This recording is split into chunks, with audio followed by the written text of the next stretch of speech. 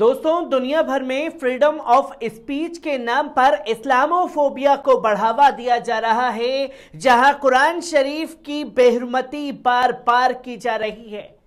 जहां स्वीडन को लेकर के लोगों के दिलों में गुस्सा अभी भी ताजा है, तो वहीं अब डेनमार्क से भी ये तस्वीर सामने आ चुकी है, जहां शुक्रवार को जुमे की नमाज के बाद मस्जिद के सामने कुरान शरीफ की आयतों को फाड़ा गया और वहां उसे आग लगाई गई है।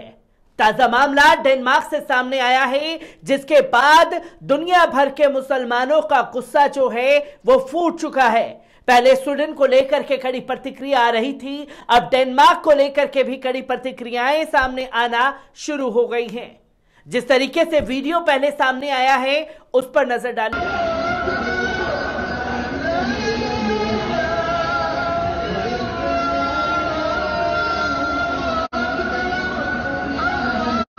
तो दोस्तों, आपने देखा कि फ्रीडम ऑफ स्पीच के नाम पर किस तरीके से इस्लामोफोबिया को बढ़ावा दिया जा रहा है, मुसलमानों की भावनाओं को आहत किया जा रहा है, जो कि तस्वीर सामने आई। और यह कहते हुए एक कट्टरपंथी नेता ने डेनमार्क में मस्जिद के सामने कुरान शरीफ की आयतों को फाड़ करके आग के हवाले किया कि स्वीडन जब तक नाटो देश में शामिल नहीं किया जाएगा, तब तक हम हर शुक्रवार को ऐसे ही कुरान शरीफ की आयतों को जलाते रहेंगे, कुरान शरीफ को फाड़ते रहेंगे।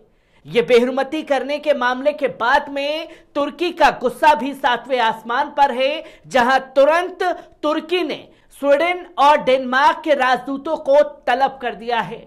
क्या पूरा मामला है, एक बार इस रिपोर्ट पर नजर डालते हैं। हाल ही में स्वीडन में कुरान जलाने की घटना देखने को मिली थी। अब ऐसी ही एक घटना डेनमार्क में हुई है।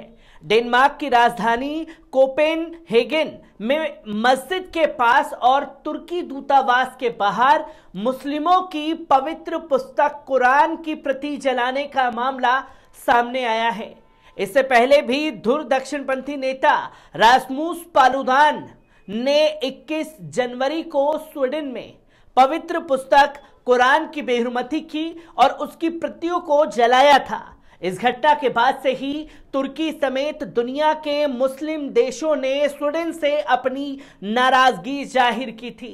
रासमुस पालुदान के पास स्वीडन और डेनमार्क दोनों की ही नागरिकता है। दोनों पड़ोसी देश हैं, इसलिए आवागमन आसानी से हो सकता है। जहां शुक्रवार को जुमे के दिन मुस्लिमों के लिए एक खास दिन होता है, तब पालुदान ने डेनमार्क में अपनी हरकत को दोहराया।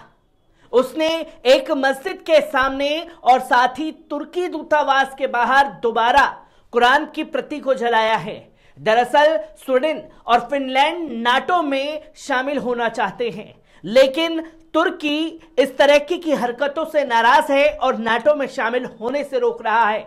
लेकिन नाटो में शामिल होने की सबसे बड़ी शर्त है कि उसके सभी सदस्य सहमत हों। तुर्की नाटो में स्वीडन और फिनलैंड की एंट्री का लगातार विरोध कर रहा है। रासमुस पालुदान ने कहा कि जब तक स्वीडन को नाटो में एंट्री नहीं मिलती, वे हर शुक्रवार को यूं ही कुरान की प्रति जलाता रहेगा।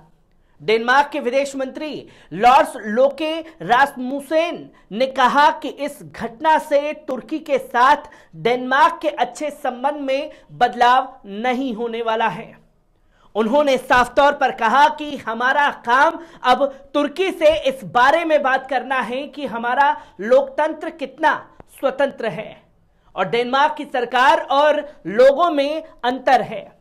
पिछले हफ्ते कुरान की प्रति जलाए जाने के बाद तुर्की के राष्ट्रपति रसेप तैयब एर्दोगन का गुस्सा भी 7वें आसमान पर था, जहां रसेप तैयब एर्दोगन ने स्वीडन को चेतावनी दी थी। उन्होंने कहा था कि स्वीडन इस घटनाओं से यह ना सोचे कि उसे पूरी तरीके से समर्थन मिलेगा। आपको बता दें कि कोपेनहेगन में विरोध प्रदर्शन के दौरान एक इस्लामी विरोधी कार्यकर्ता को कुरान जलाने की अनुमति दिए जाने की खबरों को लेकर तुर्की ने शुक्रवार को बड़ा आंदोलन किया, जहां शुक्रवार को डेनमार्क के राजदूत को तलब किया गया और इस्लाम विरोधी कार्यकर्ता रासमुस पालुदान ने 21 जनवरी को स्वीडन में तुर्की के दूतावास के सामने इस्लाम की पवित्र पुस्तक कुरान शरीफ की बेहुरमती की और उसे आग के हवाले कर दिया था, जिसके चलते दूरदक्षिणपंथी पालुदान के पास डेनमार्क और स्वीडन दोनों देशों की नागरिकता है, जहां पहले उसने स्वीडन में इस घटना को दोहराया और उसके बाद वही शख्स डेनमार्क में जाकर के इस तरह की हरकत करता हुआ दिखाई दिया, जहां अखबार से कहा कि वे तब तक हर शुक्रवार को कोपेनहेगन में तुर्की दूतावास के सामने इस तरह के विरोध को दोहराएगा जब तक स्वीडन को नाटो में शामिल नहीं किया जा सकता। खबर में कहा गया है कि वे पहले कोपेनहेगन में एक मस्जिद के बाहर कुरान जलाएंगे, फिर तुर्की और रूसी दूतावासों के सामने इस कृत्य को दोहराएंगे। तुर्की की सरकारी समाचार एजेंसी ने आंदोलू ने कहा कि डेनमार्क के राजदूतों को तुर्की के विदेश मंत्रालय में तलब किया गया है, जहां तुर्की के अधिकारियों ने इस उत्तेजक कृत्य को दी गई अनुमति की कड़ी निंदा की है, जो कि स्पष्ट रूप से घृणा का एक अपराध है। पर अब बात यह समझने वाली है कि कुछ लोगों को, या यूं कहें कि कुछ कट्टरपंथी नेताओं को दुनिया भर के ये लगता है कि इस तरह की घटनाओं को वो अंजाम दे करके कुरान शरीफ को और इस्लाम के खिलाफ जो उनके दिलों में नफरत भरी हुई है वो इस्लाम को खत्म कर देंगे, कुरान शरीफ को मिटा देंगे। पर उन लोगों को कान खोल करके ये बात समझ लेनी चाहिए कि कुरान शरीफ की 6666 आयतें हैं और 6666 आयतें दुनिया भर के करोड़ों हाफिजों के दिलों में कैद है, उन्हें जुबानी वो याद है। और जब 6666 आयतें कुरान शरीफ की करोड़ों हाफिजों के दिल में कैद हैं, तो ये पंक्तियां या कुरान शरीफ की बेहुरमती करके आप एक पल के लिए तो उसे मिटा सकते हैं, पर करोड़ों लोगों के दिलों में कैसे कुरान शरीफ को निकाल पाएंगे? ये सबसे बड़ा सवाल उन लोगों के लिए खड़ा हो जाता है जो लगातार ऐसी घटनाओं को अंजाम देते हुए दिखाई दे रहे हैं। पहले स्वीडन, अब डेनमार्क, लगातार इसी तरह की घटनाओं को बढ़ावा दिया जा रहा है, जो कि इस्लामोफोबिया को बढ़ाने वाला संकेत है। और इसको लेकर के अरब ममालिक से लगातार सवाल किया जा रहा है और अरब ममालिक ने अब बायकॉट स्वीडन, बायकॉट डेनमार्क का ट्रेंड भी चलाना शुरू कर दिया है। किस तरीके से तस्वीरें सामने आ रही हैं, एक एक कर आपके सामने रखता रहूंगा। दीजिए इजाजत, शुक्रिया।